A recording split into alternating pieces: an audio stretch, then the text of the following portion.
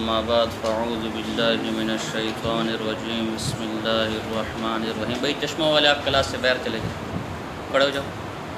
یہ جو کالی ٹوپی والی، یہ کلاس سے باہر جاؤ، دروازہ بند کرو۔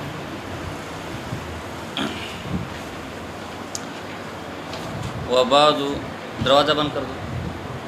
فإن مبنى علم الشرائع والأحكام وأساس قواعد عقائد الإسلام إلى آخره۔ کل کا ترجمہ سمجھ آ گئے تھے عبارت کا؟ آج کی بحث سب سے پہلے وبعد کے متعلق ہے کہ یہ بعد کیا ہے۔ عموماً کتابوں کے اندر خطبوں میں آپ نے خطبے کے بعد اما بعد کا لفظ سنا ہوگا، جو فصل وغیرہ کے لیے آتا ہے۔ اس سے متعلق کچھ مباحث ہیں۔ پہلی بات تو یہ ہے کہ یہ اما بعد سب سے پہلے کس نے استعمال کیا؟ سب سے پہلے اس کلمے کو استعمال کس نے کیا؟ تو ایک قول یہ ہے کہ حضرت داؤد علیہ السلام و فصل الخطاب قرآن میں جو ہے، سب سے پہلے باہر کوئی بچہ ہے اس کو اندر آنے دو۔ سب سے پہلے حضرت داؤد علیہ السلام نے یہ کلمہ استعمال کیا، جیسا کہ امام نووی رحمہ اللہ کی کتاب تہذیب الاسماء واللغات، آج بار والا نہیں ہے ہمارا؟ اچھا خیر ہے، اچھا اس کو اندر بلا دو یار، ایسی بار کھڑے بچا، بول انسان بن جا۔ تو تہذیب الاسماء واللغات امام نووی رحمہ اللہ نے بھی اس بات کو لکھا ہے۔ امام ابن حجر عسقلانی نے فتح الباری کے اندر، اور امام نووی نے شرح مسلم کے اندر، اور اس آیت کے تحت جو آپ تفسیر کھولیں گے تو جمہور مفسرین نے جو فصل الخطاب ہے اس کا معنی اما بعد لکھا ہے، کہ داؤد علیہ السلام کو یہ اما بعد کا کلمہ دیا گیا۔ تو پہلا قول تو یہ، اور یہی صحیح ترین قول ہے۔ اللہ۔ دوسرا قول قص بن ساعدہ، قاف سین، قص بن ساعدہ، کہ یہ سب سے پہلے یہ کلمہ اما بعد انہوں نے استعمال کیا۔ یہ افصح العرب تھے، بہت بڑے شاعر تھے، بہت بڑے فصیح و بلیغ آدمی تھے۔ عجیب یہ ان کی 600 سال عمر ہوئی ہے۔ حضور علیہ السلام نے کو دیکھا ہے، عکاس کے بازار میں یہ خطبہ دے رہے تھے، تو حضور علیہ السلام نے ان کا خطبہ، ان کا بیان سنا، اور طبرانی کی روایت سے پتہ چلتا ہے کہ حضور علیہ السلام جب ان کا ذکر کر رہے تھے تو فرمایا کہ اس کی حلاوت ابھی تک میرے کانوں میں، وہ خطبہ اگرچہ میں بھول گیا ہوں لیکن اس کی حلاوت ابھی تک میرے کانوں میں گونج رہی ہے اور گھل رہی ہے۔ انہوں نے اما بعد، اور ان کے بارے میں آتا ہے کہ دین ابراہیمی پر تھے۔ یہ عبد الکریم شارستانی نے الملل والنحل کے اندر لکھا ہے کہ یہ دین ابراہیم پر تھے، موحد فوت ہوئے۔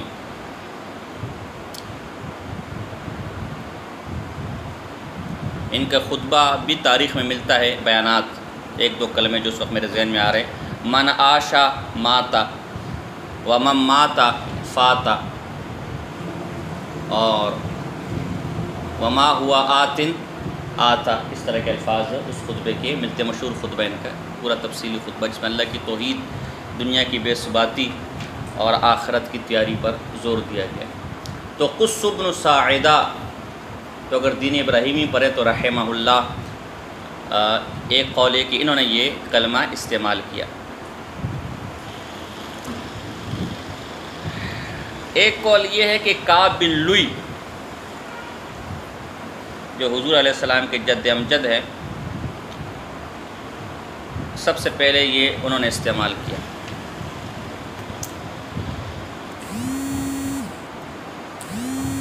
اس پر کوئی فون آ رہا ہے بھائی، اس کا موبائل۔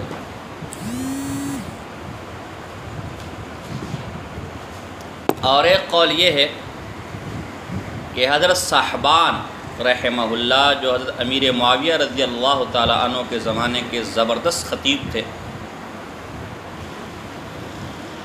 ایک دفعہ ظہر سے بیان شروع کیا، عصر تک بیان کرتے رہے اور ایک ہی موضوع پر، اور بیچ میں 1 منٹ کے لیے بھی خاموش نہیں رہے۔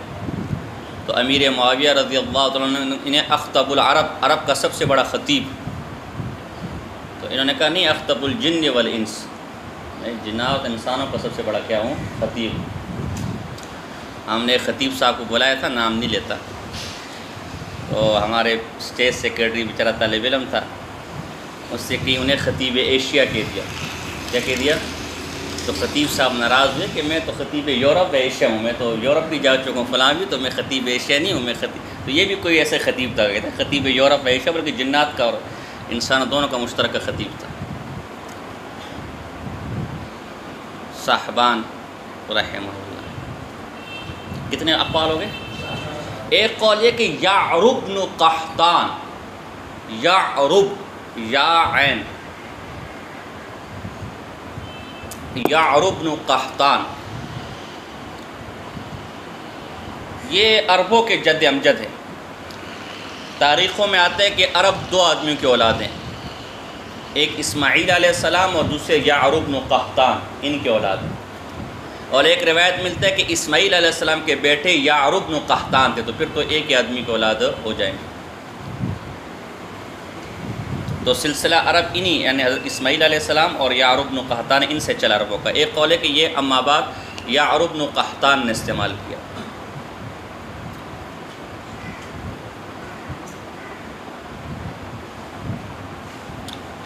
کتنے ہو گئے؟ ایک یہ کہ یعقوب علیہ السلام نے استعمال کیا، ایک قول یہ ایوب علیہ السلام نے استعمال کیا، ایک قول یہ کہ آدم علیہ السلام نے استعمال کیا۔ یہ 3 آخری کے اقوال بالکل ضعیف ہیں، یہ 5 اقوال ہی ملتے ہیں، ان میں سے پہلا قول سب سے مضبوط ہے۔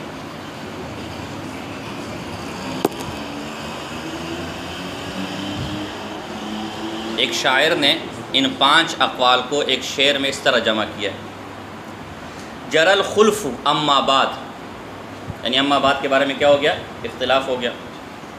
من کان بادئن، جر الخلف اما بعد، من کان بادئن، کہ سب سے پہلے پڑھنے والا کون ہے؟ فخمسۃ اقوال، اس بارے میں کتنے اقوال ہیں؟ وداؤد اقرب،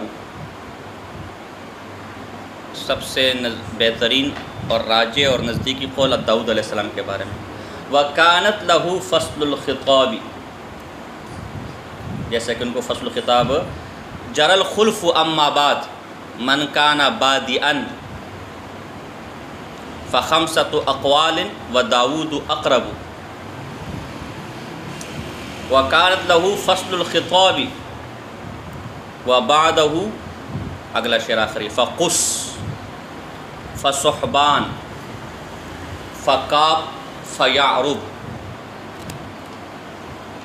یہ ان اشعار میں اس کو جمع کیا گیا۔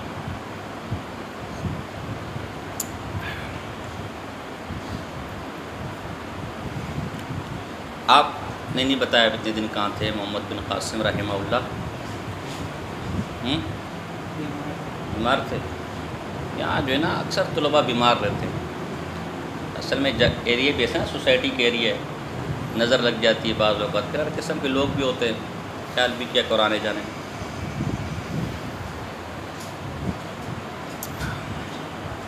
یہ بات ہوگی سب سے پہلے کس نے استعمال کیا؟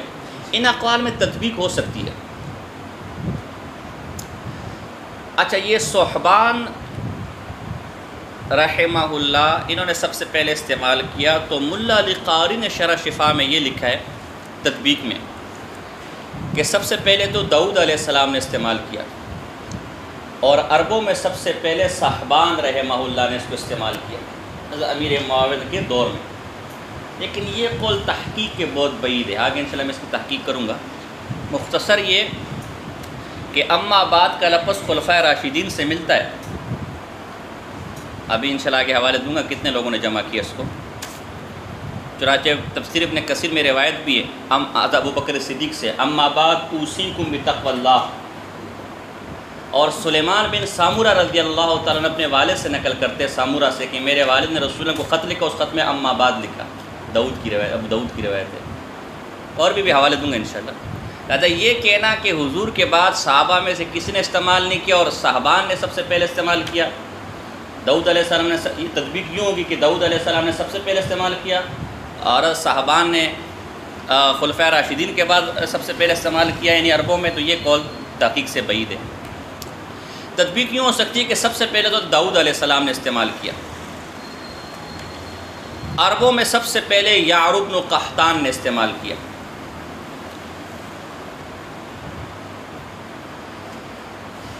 اور پھر باقی جتنے اقوال ہیں کعب بن لؤی وغیرہ دیگر، ان سب نے اپنے اپنے قبیلے کے اعتبار سے سب سے پہلے اس کو کیا کیا، استعمال کیا۔ تو دیکھو سب اقوال میں یوں تطبیق ہو سکتی ہے۔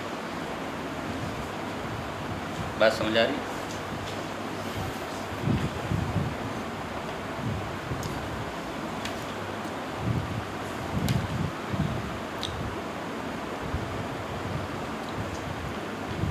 اچھا، دوسری بات کیا کرنی تھی اس میں؟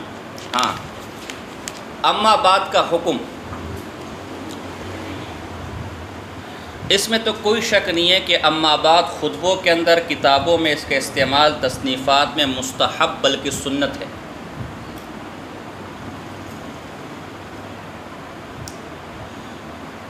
چنانچہ حافظ ابن حجر عسقلانی رحمہ اللہ نے فتح الباری کے اندر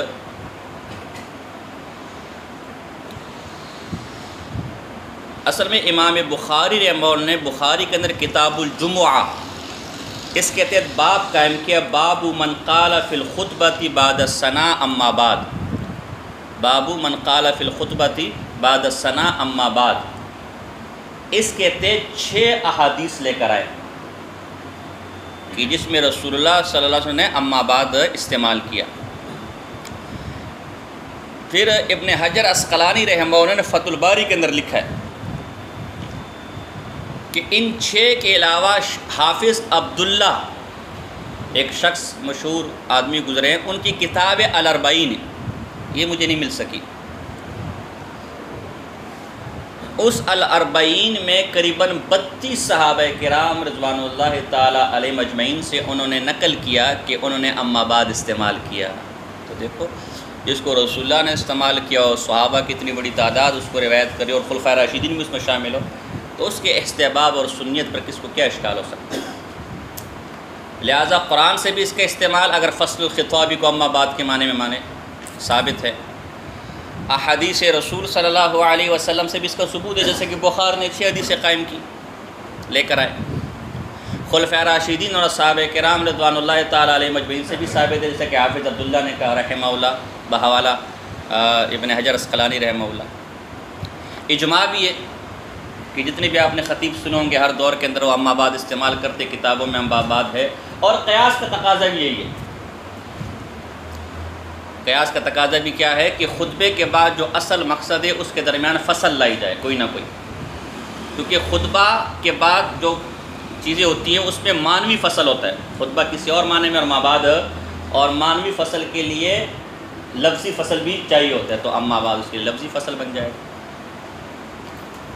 تو قرآناً بھی ثابت ہے، حدیث کے اعتبار سے بھی ثابت ہے، اجماع بھی اور قیاس بھی، تو ظاہر اس کے استحباب اور سنیت میں کسی کو کیا شک ہو سکتا ہے؟ احادیث سے جو ثابت ہوتا ہے وہ خطبوں میں ثابت ہوتا ہے، اس لیے کہ رسول اللہ صلی اللہ علیہ وسلم کے زمانے میں تصنیف و تالیف کا دور نہیں تھا، لیکن ابن حجر عسقلانی نے اور علامہ عینی نے دونوں نے، یعنی فتح الباری اور عمدۃ القاری دونوں نے لکھا ہے کہ اس کا استعمال عام ہے، تصنیفات و تالیفات میں بھی اس کو استعمال ہے، اور یہی عرف چلا آ رہا ہے مصنفین کے ہاں، علماء کے ہاں۔ دو باتیں ہو گئی۔ موضع استعمال، اس کو استعمال کب کریں اما بعد کو، یہ اگر پہلے پڑھیں تو پھر چھوڑ دیتے ہیں، یہ تفصیلات پہلے پڑھیے۔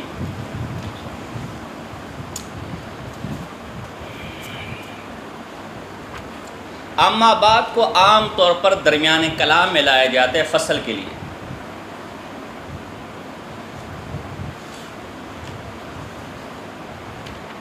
یعنی ما قبل کا ما بعد سے بالکل اس میں انقطاع و فصل و جدائی ہو ہر اعتبار سے، معنی مقاصد ہر اعتبار سے، اس کے لیے اما بعد لایا جاتا ہے۔ وہ اس معنی میں یہ استیناف کے طور پر استعمال ہوگا جب درمیان کلام میں ہوگا، یعنی اما بعد کے بعد نیا کلام شروع ہوگا۔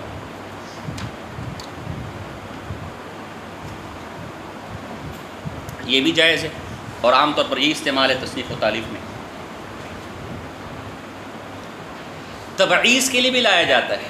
تبعیض کا کیا مطلب؟ مطلب اما بعد سے ما قبل اور اما بعد کے ما بعد جو کلام ہے اس میں کوئی ربط، کوئی یعنی اتحاد تو نہیں ہے، وہ جدا جدا ہے، لیکن بہرحال من وجہ ان میں کوئی نہ کوئی ربط ہے، کوئی نہ کوئی مناسبت ہے دونوں میں، تو پھر یہ تبعیض کے لیے وہاں استعمال ہوتا ہے۔ اور یہ آپ کو ملے گا امام مسلم کے مقدمہ مسلم کے اندر جگہ جگہ بادو بادو بادو، جہاں وہ ایک بات ختم کرتے ہیں تو بادو کے ساتھ پھر نئی بات شروع کر دیتے ہیں۔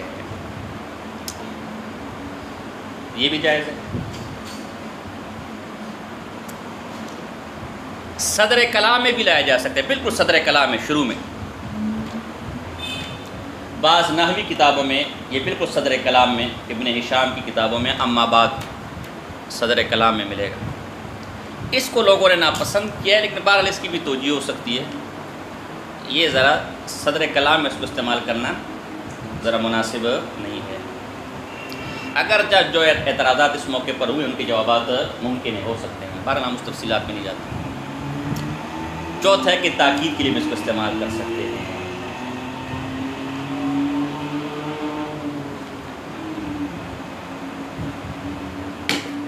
کچھ سمجھ بھی آ رہا ہے کہ نہیں آ رہا؟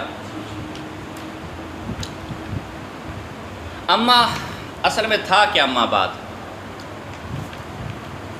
یہ دراصل شرط کے معنی کے لیے آتا ہے۔ اصل میں تھا مہما یکن من شیء بعد الحمد والصلاۃ، اصل جملہ یہ تھا۔ مہما یعنی چشمے والی ہا کے ساتھ، یکم من شیء بعد الحمد والصلاۃ۔ تو چونکہ یہ مقام اختصار ہے، طالب علم چاہتا ہے کہ ابتدائی باتیں اور تمہیدی باتوں کو جلد سے جلد ختم کر کے ہم مقصودی بات کی طرف آئیں، تو اس لمبے کلام کو مقام کی مناسبت سے اختصار کرتے ہوئے کس میں لے کر آگے اما بعد، اس پورے جملے کو مہما یکن من شیء بعد الحمد والصلاۃ۔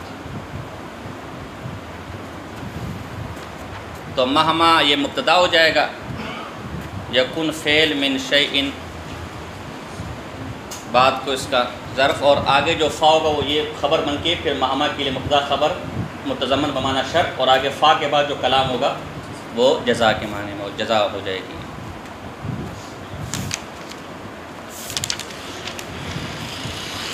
یہ مسئلہ سمجھ آ گیا؟ تو اس کو اختصار کر کے اما لے کر آئے۔ چنانچہ قرآن جہاں پر بھی اما ہوگا تو اس کے بعد فا جزائیہ ہوگی۔ قرآن میں کیا ہے؟ فَأَمَّا الَّذِينَ آمَنُوا فَيَعْلَمُونَ أَنَّهُ، دیکھو فا آیا ہوگا۔ اچھا، قرآن میں ایک موقع پر ہے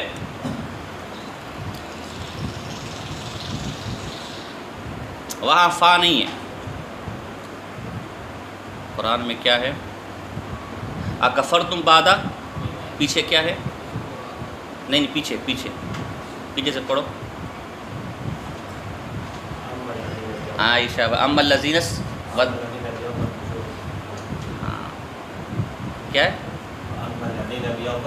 نہیں وہ تو دوسرا ہے۔ اما الذین اسودت وجوہہم اکفرتم، دیکھو یہاں نہیں ہے اکفرتم۔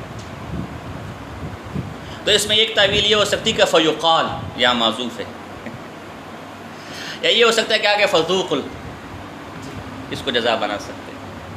ایک تعویل یہ بھی اس طرح وہ تعویل نکال دیں۔ بہرحال یہاں ہم نے کام یہ کیا شارح عقائد نے کہ اما کو بھی حذف کر دیا، اور اما کی جگہ کیا لے کر آگے؟ واو لے کر آگے۔ مہما کی جگہ اما کا آنا یہ بھی خلاف قیاس ہے۔ اچھا، اما خود کیا ہے؟ ایک قول مطابق اما بسیط ہے، نحوی وہ منطقی بسیط، اور ایک قول ہے کہ اما مرکب ہے ان شرطیہ اور ما سے۔ پھر یہ ان اصل میں ان تھا، پھر اس تفصیل میں ہم نہیں جاتے، چھوڑو۔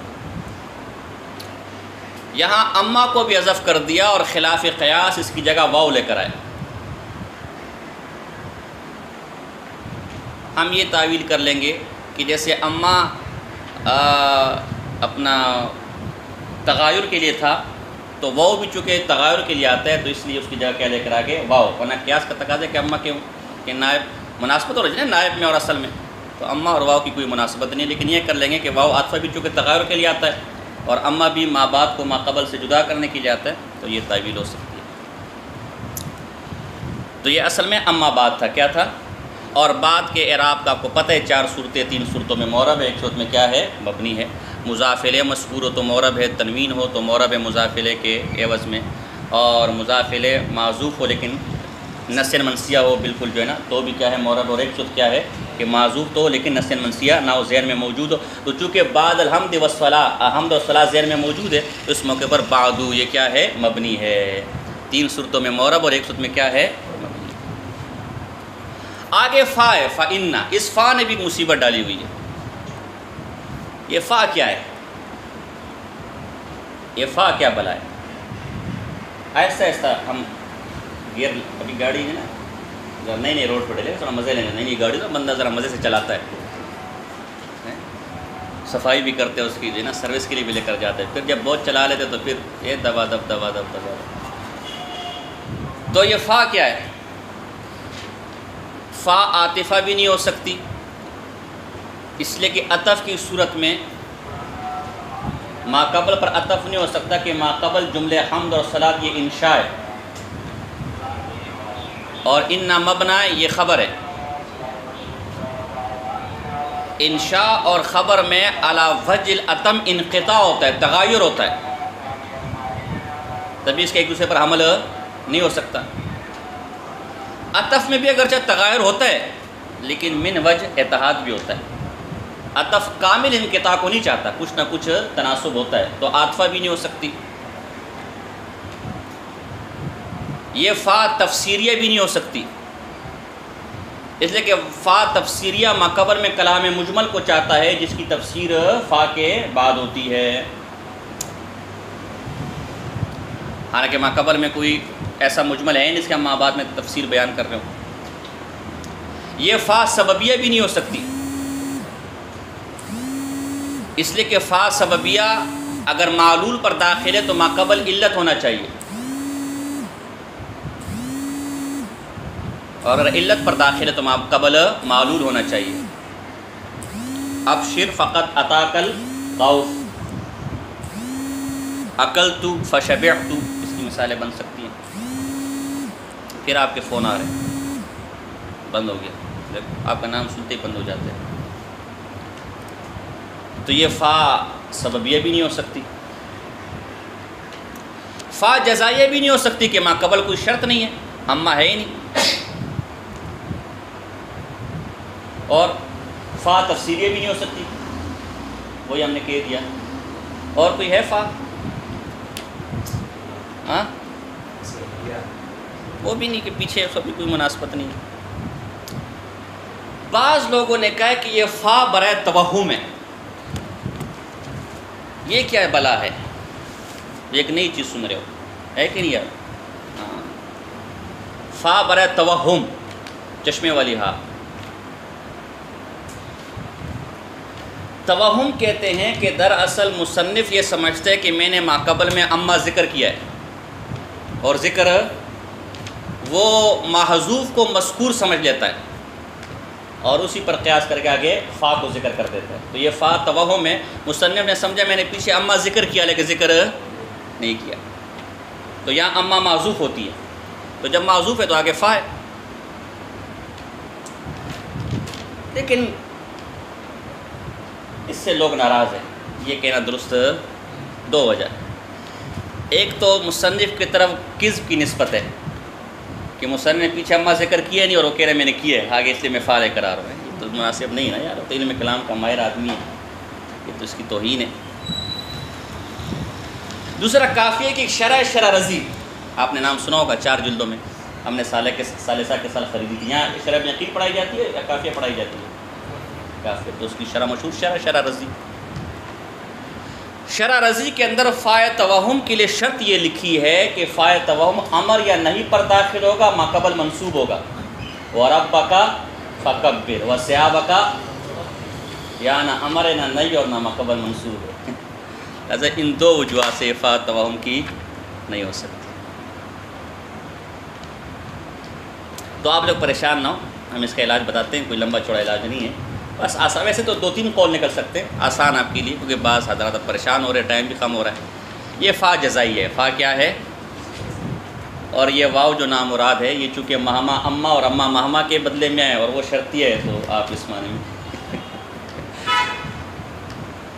یہ عاطفہ بھی ہو سکتا ہے. فا وہ کیسے کہ ٹھیک ہے ما قبل حمد اور صلاۃ کی انشاء ہے، لیکن اس کو اخبار و ثنا بھی بنا سکتے ہیں، یعنی اللہ کی حمد اور نبی کی تعریف ثنا اس کی خبر دے رہے، تو اخبار و ثنا کی قبیل سے اگر آپ بنا دیں. ایک فا اور بھی ہو سکتی ہے، فا عاطفہ اور عطف قصہ علی القصہ. عطف قصہ علی القصہ کیا ہوتا ہے کہ مختلف جملوں کا عطف کر دیا جائے مختلف جملوں پر بوجہ کوئی نہ کوئی مناسبت کے.